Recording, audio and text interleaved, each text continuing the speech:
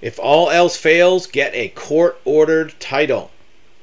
So if you have a motor vehicle and you're having title problems, you're missing paperwork, you're missing documents, you have several options. Some states you can do a bonded title or a bill of sale title or a deceased owner title. There's different processes you can use.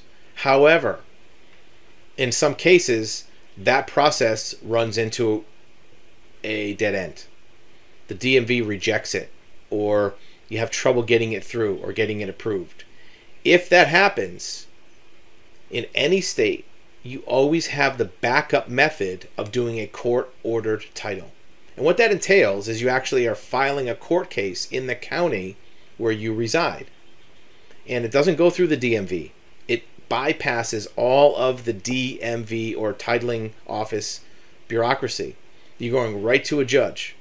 And if a judge signs an order telling the DMV to give you a title, they have to listen.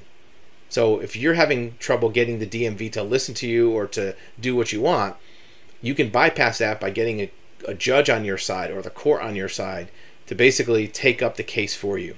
Now, it sounds like a complicated thing, and it may be more complicated than some title methods, but if you're already running into a lot of bureaucracy with the DMV and getting the runaround from a title office agent, and by DMV we mean Department of Motor Vehicles. Some states it's called the Department of Licensing or Department of Transportation, Secretary of State, but it's the state government agency who issues titles.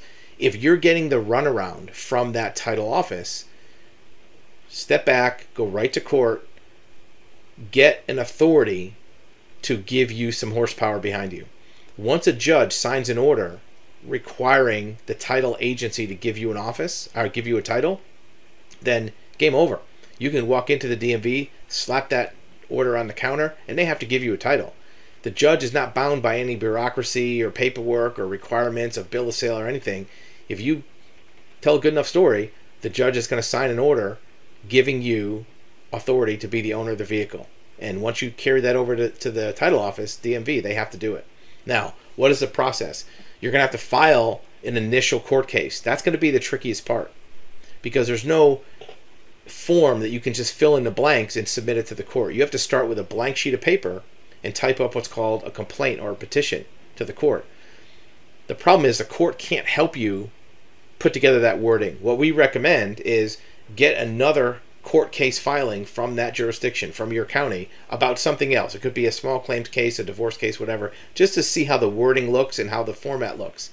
Then just change the words to match your scenario about a car, about a VIN number, and submit it to the court. Here's the other kind of secret trick that nobody knows.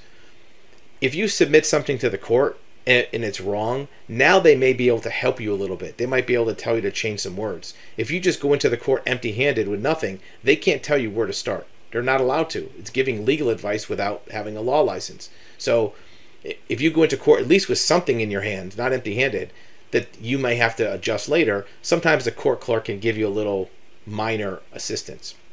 Again, remember, we're not attorneys. We're not giving you legal advice, but there are some very good details of suggestions on our website you can use to at least start the process of a court-ordered title to get your vehicle titling problem solved, so you don't have to deal with the bureaucracy of the DMV and get the runaround from a title office agent.